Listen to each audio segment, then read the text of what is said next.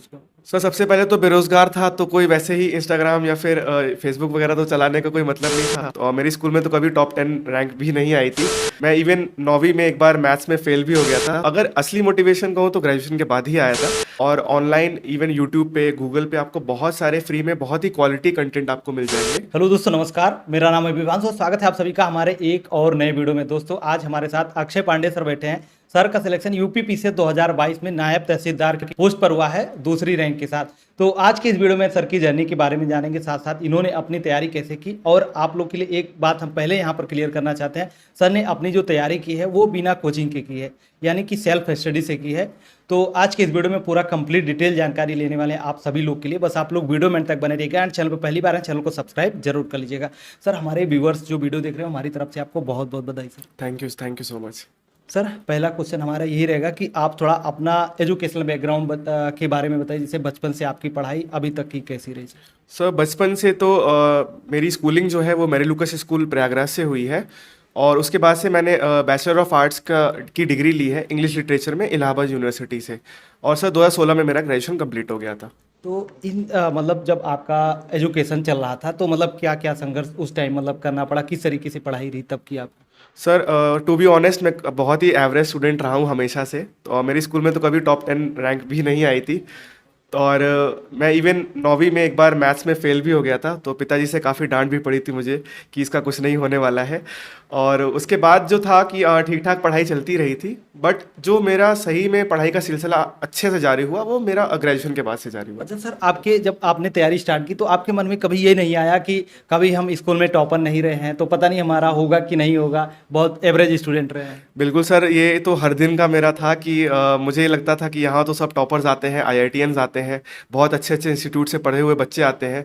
और मैं तो हमेशा से एवरेज स्टूडेंट रहा हूँ, तो कभी भी मुझे ये नहीं लगता था कि नहीं होगा। लेकिन ये था कि लगे थे कि थोड़ी सी एक उम्मीद थी कि शायद हो जाएगा। तो अब आज रिजल्ट आपके सामने। तो सर जैसे कि अभी की बात करें तो सिलेक्शन का रेशियो देखा जाए, जो इंजीनियरिंग के बैकग्राउंड के होते हैं या फिर और अच्छी अच्छी पढ़ाई करके आते हैं वही लोग सिलेक्ट होते हैं सिविल सर्विसेज में, लेकिन आपने नॉर्मल बीए किया है।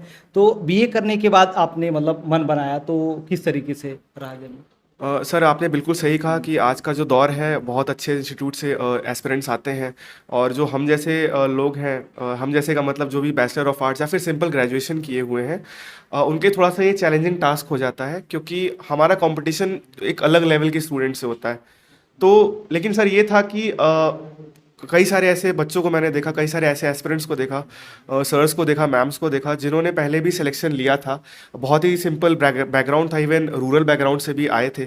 तो उन्होंने काफ़ी संघर्ष करके अपनी मेहनत के दम पे सफलताएं हासिल की। तब फिर मुझे भी लगा कि शायद मैं भी एवरेज हूँ, थोड़ी मेहनत करूँगा तो शायद मेरा भी हो जाएगा। तो सर इसके बारे में आपको पता कहाँ से चला? जैसे कि किसी न किसी का माध्यम होता है, सबको अलग अलग जगह से जानकारी मिलती है। तो आपको सिविल के एग्ज़ाम के बारे में कब पता चला कि ये एग्ज़ाम देंगे तो हम ये पोस्ट पा सकते हैं?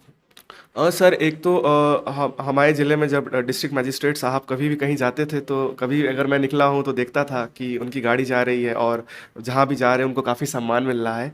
तो अगर असली मोटिवेशन कहूँ तो ग्रेजुएशन के बाद ही आया था। बट उस टाइम लगा कि यार सच में कुछ ऐसा करना चाहिए, कुछ ऐसा बनना चाहिए कि जो कि आप समाज के लिए भी, समाज कल्याण के लिए भी कुछ कार्य कर सको, और जिसमें आपको एक सामाजिक एक ऐसा स्टेटस भी मिल सके, आपकी रिस्पेक्ट भी हो सके। तो सर इस वजह से सिविल सर्विसेज की फील्ड को चुना था। तो आपका ग्रेजुएशन कब कंप्लीट हुआ, उसके बाद आपने तैयारी अपनी कब स्टार्ट की थी सर? सर मेरा ग्रेजुएशन 2016 में कंप्लीट हुआ। और तैयारी मैं थोड़ा लेट था, मैं तैयारी 2018 के एंड से ठीक ठाक तैयारी चालू कर दी थी। और 2019 से मेरी जो है असली में तैयारी चालू हो गई थी। पीसीएस के लिए आपका अटेम्प्ट कौन सा था और मीडियम क्या रहा सर? सर ये मेरा चौथा अटेम्प्ट था और मेरा मीडियम इंग्लिश था। तो इंग्लिश मतलब आपने जो बीए किया था वो इंग्लिश मीडियम में? जी, वो भी इंग्लिश में था। तो आपने जब अपनी शुरुआत में तैयारी स्टार्ट की तो मतलब पहला कदम आपने किस तरीके से रखा था, क्योंकि पहला कदम बहुत महत्वपूर्ण होता है किसी एस्पिरेंट के लिए। तो किस तरीके से आपने शुरुआत की, मतलब कोचिंग का कहीं गाइडेंस लिया था या फिर खुद ही से अपने रिसोर्सेज आपने तैयार किए? और सर कोचिंग का तो ऐसे एज सच गाइडेंस नहीं लिया था। ऑनलाइन ही यूट्यूब के माध्यम से मैंने गाइडेंस लेना चालू किया था। और उसी में से देखता गया, जो भी जो भी सिलेक्टेड लोग थे वो बताए। इवन आपके चैनल से भी मैंने कुछ चीज़ों को देखा था। और कुछ एक दो चैनल यूट्यूब एजुकेशनल चैनल्स थे, तो वहाँ से मैंने अपनी तैयारी ऑनलाइन माध्यम से स्टार्ट की थी। अच्छा, आज के टाइम पे बात करें, जैसे कि जब आपने पहले तैयारी स्टार्ट की थी तो शायद उतना ऑनलाइन नहीं था सारी चीज़ें, लेकिन अभी की बात करें 2 साल में ऑनलाइन बहुत तेज़ी से मतलब उभर कर आया सामने, जहाँ पर एस्पिरेंट को बहुत सारी जानकारी फ्री में वो भी मिल जा रही है। तो आज के परिवेश की बात करें तो ऑनलाइन जो लड़के तैयारी करना चाहते हैं, तो क्या पॉसिबल है कि ऑनलाइन मतलब यूट्यूब से जो चीज़ें फ्री में कंटेंट मिल रहा है वहाँ से करके मतलब तैयारी की जा सकती है? अच्छा, जी सर, बिल्कुल। मुझे ऐसा लगता है कि आज के समय में इंफॉर्मेशन टेक्नोलॉजी का युग है, और ऑनलाइन इवन यूट्यूब पे, गूगल पे आपको बहुत सारे फ्री में बहुत ही क्वालिटी कंटेंट आपको मिल जाएंगे, कि अगर आप बहुत अच्छे खासे पैसे नहीं भी खर्च करते हो, तो भी बहुत ही कम पैसों में, इवन फ्री में भी, अगर थोड़ा सा आपके पास गाइडेंस है किसी सीनियर का या जो सिलेक्टेड कैंडिडेट्स हैं, तो आप आसानी से क्वालिफाई कर सकते हो। तो दोस्तों जैसा कि आपको लगता है, जैसे कि आप में से बहुत सारे लोग सोचते हैं कि हमने नॉर्मल बीए किया है तो हम पता नहीं सिलेक्ट होंगे कि नहीं। सर आपके सामने बैठे हैं, सर ने बीए ही किया था और आप लोग के साथ अभी जो है अपनी जर्नी शेयर कर रहे हैं। नायब तहसीलदार की पोस्ट सर को मिली है और आगे एग्जाम देंगे, हो सकता है और भी बड़ी पोस्ट सर को मिल जाए। तो सर इसके आगे हम जानना चाहेंगे कि आपने खासकर प्रीलिम्स का जो एग्ज़ाम होता है तो उसके लिए आपने क्या स्ट्रेटजी फॉलो की थी सर? सर, प्रीलिम्स के लिए सबसे पहले तो प्रीवियस ईयर के जो पेपर्स होते हैं उसको मैंने सॉल्व किया था, और सेकंड सर ये सिलेबस को बहुत अच्छे से रिवाइज किया था। थर्ड सर, जो पीसीएस में क्या है कि स्टैटिक पोर्शन पे जो वन लाइनर टाइप के डेटा और फैक्ट्स होते हैं उस पर थोड़ा जोर ज़्यादा होता है, तो मैंने उसको अच्छे से तैयार किया था। और बाकी सर करंट अफेयर्स तो करंट अफेयर आपने कहाँ से तैयार किया था? सर ऑनलाइन माध्यम से ही। ऑनलाइन कहाँ से किया था? Sir study for civil services से, और कमलाक्स जहाँ सर एकेडमी फॉर आईएएस है, तो उन दोनों से ही मैंने तैयारी की। और सर यूपी का जो पोर्शन पूछा जाता है खासकर प्रीलिम्स के एग्जाम में, तो उसके लिए आपने कहाँ से तैयारी की? सर वो भी ऑनलाइन ही था, जो भी पीडीएफ्स वगैरह मिल जाते थे, कंटेंट ऑनलाइन मिल जाता था। और स्पेशली जो प्रीवियस ईयर है, चाहे वो आरओ का भी पेपर रहा हो या पीसीएस का पेपर रहा हो, तो रिपीटेड क्वेश्चन होते हैं स्टैटिक वाले, उसको कर लेता। बाकी सर करंट अफेयर्स के लिए मैंने जैसा कि आपको बताया उससे ही तैयारी करते थे। तो जब सर आपने शुरुआत की थी अपनी तैयारी की, तो एनसीईआरटी मतलब बेस आपने रखा था या फिर डायरेक्ट आप स्टैंडर्ड बुक्स वगैरह फॉलो की थी आपने? सर एनसीईआरटी मैंने सिर्फ अभी तक ज्योग्राफी की पढ़ी थी, 11th और 12th की। उसके अलावा मुझे ऐसा कहीं महसूस नहीं हुआ कि मुझे एनसीईआरटी की ज़रूरत है। और बाकी मैं स्टैंडर्ड बुक्स और वीडियोस और ऑनलाइन फॉर्मेट से मैं ज़्यादा पढ़ता हूँ, किताबें मैं सर बहुत कम पढ़ता हूँ। आपने जैसे कि अभी बताया आपने 2 एनसीईआरटी पढ़ी थी, तो आपको ऐसा लगता है कि खासकर अगर हम प्रीलिम्स इसका यहाँ पीसीएस की एग्जाम की बात करें तो क्या एनसीईआरटी पढ़ना मतलब बेहतर होगा कि डायरेक्ट हम जो है स्टैंडर्ड बुक्स की तरफ जाएं? सर स्पेशली पीसीएस प्रीलिम्स के लिए तो एनसीईआरटी बहुत ज़्यादा फ़ायदेमंद नहीं होगी। हाँ, कंसेप्चुअल क्लैरिटी के लिए आप एक दो रीडिंग लगा सकते हो, बट यहाँ पे वन लाइनर टाइप की चीज़ों को, आपको डेटा को, फैक्ट्स को, वहाँ पे आप स्टैंडर्ड बुक्स हो गई, आप उस पर ज़्यादा ध्यान दीजिए। बल्कि एनसीईआरटी अगर पढ़ लेंगे तो ठीक है, नहीं पढ़ेंगे तो उससे नुकसान नहीं होने वाला कोई। तो हम यहाँ पर जानना चाहेंगे कि आपने क्या क्या स्टैंडर्ड बुक्स फॉलो की थी, क्योंकि बहुत सारे कैंडिडेट्स जो है हमारे पास कमेंट करते हैं कि बुक्स पता कीजिए कि कौन कौन सी बुक्स फॉलो करते थे टॉपर्स। सर मैं टू बी ऑनेस्ट मैंने कभी पूरी किताब बहुत ज़्यादा पढ़ी नहीं है। लक्ष्मीकांत मैंने एक दो रीडिंग की है, और राजीव अय्यर की मॉडर्न इंडिया पढ़ी है। उसके अलावा सर मैंने कभी कोई पूरी किताब नहीं पढ़ी है। और मेरी सारी जो तैयारी है, फिर से बताना चाहूँगा कि ज़्यादातर ऑनलाइन माध्यम से ही हुई है। तो जो भी मुझे पीडीएफ्स वगैरह मिल जाती थी उसका प्रिंट वगैरह निकलवा के, और मेंस के सिलेबस के हिसाब से या प्री के सिलेबस के हिसाब से ही मैं पढ़ाई करता था। तो और क्या खास आप करते थे मेंस के एग्ज़ाम के लिए, क्योंकि मेंस के एग्ज़ाम तो लिखना होता है, तो और किस तरीके से आप आंसर राइटिंग प्रैक्टिस वगैरह अपनी इम्प्रूव किए थे सर? सर जैसा कि आपको मैंने पहले बताया, मेरा चौथा मेंस था। पहले दो मेंस में मेरा इंटरव्यू कॉल नहीं आया था, और उसके बाद से सर ये था कि मैंने थोड़ा सा राइटिंग प्रैक्टिस, अपने लेखन शैली पे काम किया।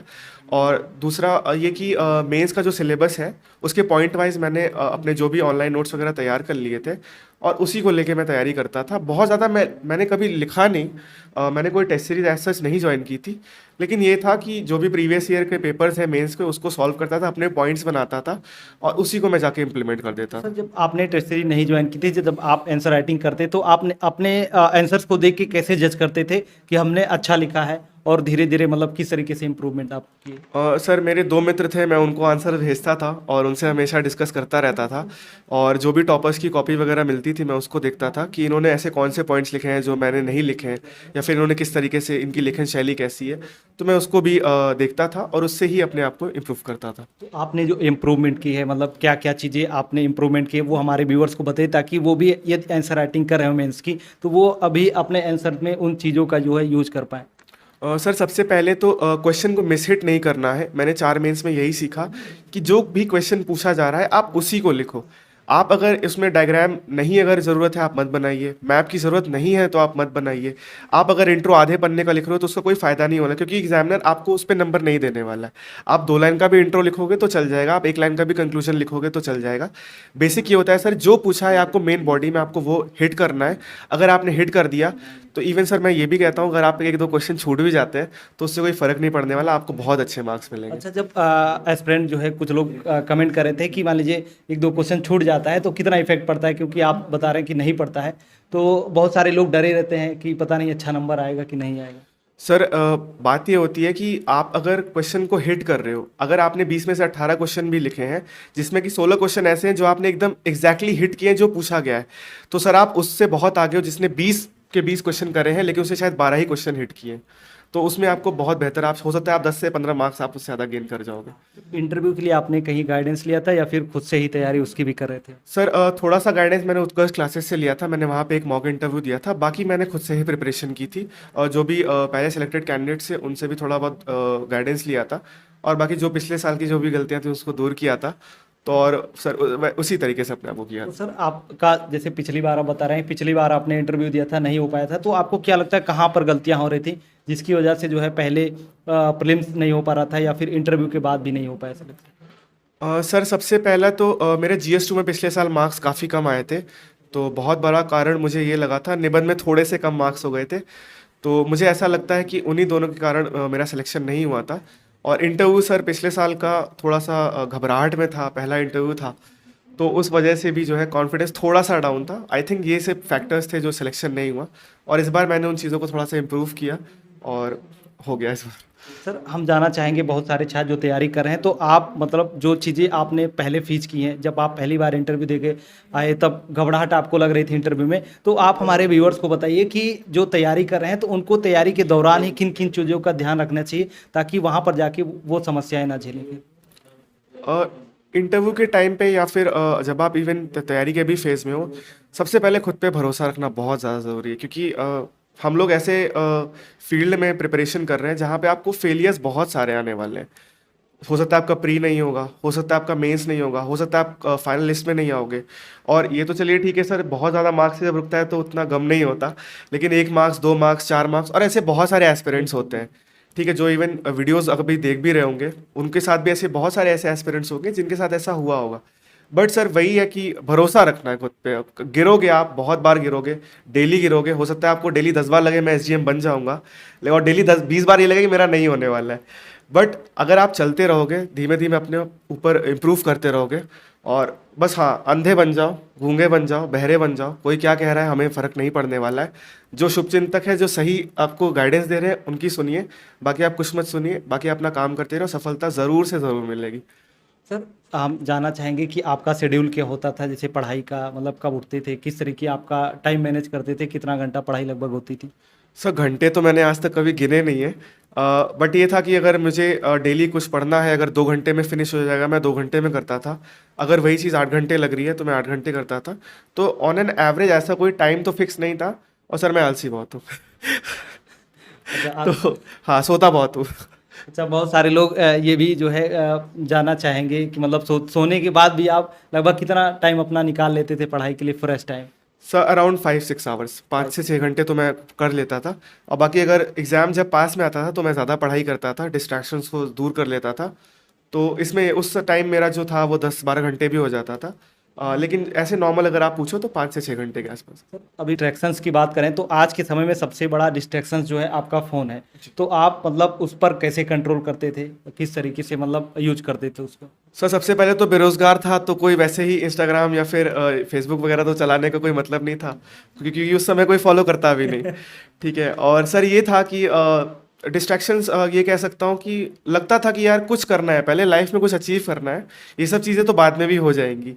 तो कहीं ना कहीं हाँ लगता था, क्योंकि बहुत सारे लोग थे जो सेलेक्ट हो रहे थे, इवन प्राइवेट अच्छी नौकरियों में जा रहे थे, बहुत अच्छा एक सामाजिक जीवन जी रहे थे। तो कभी कभी देख के लगता था, तो ये और ना देखना पड़े इसलिए और अकाउंट नहीं बनाता था कि यार दुनिया में क्या हो रहा है जाने दो, क्योंकि उससे फिर अपना ही डिमोटिवेशन होता है। और मैं व्हाट्सएप बहुत कम चलाता हूँ, बहुत कम चलाता था। और अभी पिछले 3 दिनों में जितना चलाया आई थिंक वो पिछले 3 साल में भी नहीं चलाया मैंने। अच्छा सर, जैसे रोजगार अभी तो आपको मिल गया, तो रोजगार मिलने के बाद मतलब कितना डिस्ट्रैक्शंस रहा, मतलब फोन का किस तरीके से वो रहा? सबसे पहले तो सबको क्षमा मांगना चाहूँगा, बहुत लोगों को अभी मैं कॉल नहीं कर पाया हूँ, तो उनको धीमे-धीमे कॉल करूँगा। और सर 3 दिन से ये है कि 3 दिन सही से सो नहीं पाया हूँ और फ़ोन कॉन्स्टेंटली बज ही रहे हैं अभी भी। तो आपके इस पूरी जर्नी में, क्योंकि इतनी लंबी जर्नी रही, 3 से 4 साल 5 साल हो गया, तो इस जर्नी में पूरे आपके किन किन लोगों का बहुत ज़्यादा योगदान रहा? सर सबसे पहले तो मेरे पेरेंट्स का, मेरे निजी परिवार का बहुत ज़्यादा योगदान है। दूसरा मैं कहना चाहूँगा सर, मेरी मौसी लोग हैं जो बहुत ही ज़्यादा सपोर्टिव हैं, तो उनका काफ़ी योगदान रहा।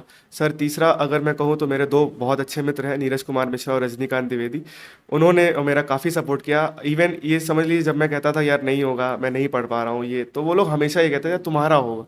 मुझे ये भरोसा तो नहीं कि मेरा होगा कि नहीं, बट लेकिन तुम्हारा होगा। तो उन्होंने बहुत ज़्यादा सपोर्ट किया और उनका भी बहुत-बहुत धन्यवाद है। और भी जो लोग भी जर्नी में मेरे रहे हैं, जिनका नाम नहीं ले पा रहा हूँ, उनका भी बहुत-बहुत धन्यवाद। और मेरे सपोर्ट सिस्टम बने रहने के लिए और मुझ पे विश्वास रखने के लिए। सर हमारे साथ बहुत सारे छात्र जुड़े हुए हैं जो कि तैयारी कर रहे हैं पीसीएस की, कहीं ना कहीं उनका पहला अटेम्प्ट होगा या फिर हो सकता है कुछ लोग अटेम्प्ट दे रहे हैं लगातार, तो उनके लिए आपका क्या सजेशन, क्या सुझाव रहेगा सर? पहला अटेम्प्ट दे रहे हैं आप, सबसे पहले कॉन्फिडेंट रहिए। अभी अगले ही महीने प्री की परीक्षा है, तो इस समय बहुत ज़्यादा आप अपने जो भी आपका तरीका, जो भी आपकी स्ट्रैटेजी है पढ़ने की, आप बहुत ज़्यादा चेंज मत करिए। ये डर के कि यार किसी ने टॉपर ने कुछ कह दिया, फिर मैंने ही कुछ कह दिया। आप जो भी कर रहे हो अच्छे से करो, आप पेपर्स को सॉल्व करो, आप प्रीवियस ईयर को पेपर को देखो, आप फ्लेवर देखो किस तरीके से क्वेश्चन आ रहे हैं, और आप बहुत आसानी से निकाल ले जाओगे उसको। Okay, thank you so much sir, आपने बहुत ही अपना कीमती समय दिया और भविष्य की आपको बहुत सारी शुभकामनाएं। Thank you sir, thank you. तो दोस्तों आप लोग को आज का वीडियो कैसा लगा, आप लोग एक बार कमेंट करके जरूर बताना। यदि आप लोग का कोई सजेशन या सुझाव होता है तो वो भी आप हमारे कमेंट बॉक्स में कमेंट करके बता सकते हैं। तो चलिए फिर मिलते हैं अपनी किसी नेक्स्ट वीडियो में, तब तक के लिए जय हिंद, वंदे मातरम।